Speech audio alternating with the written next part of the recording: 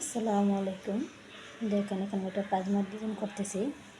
এখানে এটা 12 ইঞ্চি লম্বা নিয়ে নিছি, মানে 24 ইঞ্চি প্লাজোর মধ্যে ডিজাইন হবে। আর এখানে দেখেন আমি 2.5 ইঞ্চি নিয়ে নিছি। তো ডিজাইনটা ওখানে কি নিব বক্রমের মধ্যে, আমি কাগজের বক্রম নিয়ে নিই, সুতার বক্রমটা ব্যবহার করছি। এটার মধ্যে ডিজাইনটা তুললে সহজে যায় না, কাগজের বক্রমটা একটু নরম হয়ে যায় ধোয়ার পর। এর জন্য আমি এটার মধ্যে ডিজাইনটা তুলবো।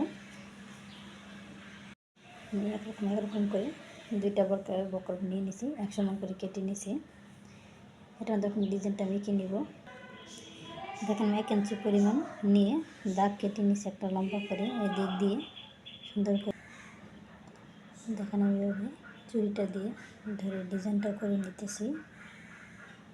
পুরোটা এভাবে ডিজাইন করে নিব, মুখ দিয়ে দিই।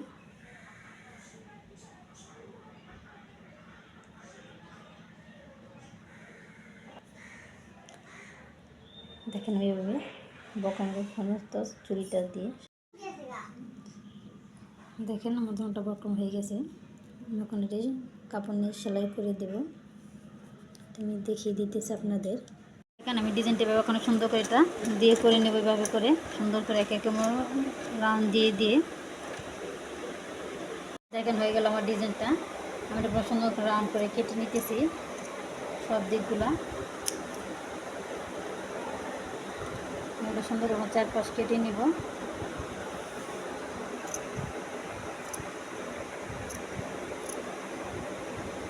আমি আপনাদের উল্টে দেখিয়ে দিতেছি,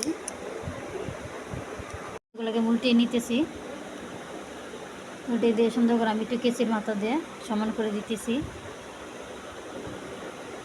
কেচির মাথাটা আমি একটু ঠিক করে দিলাম, রাউন্ডটা সুন্দর থাকে।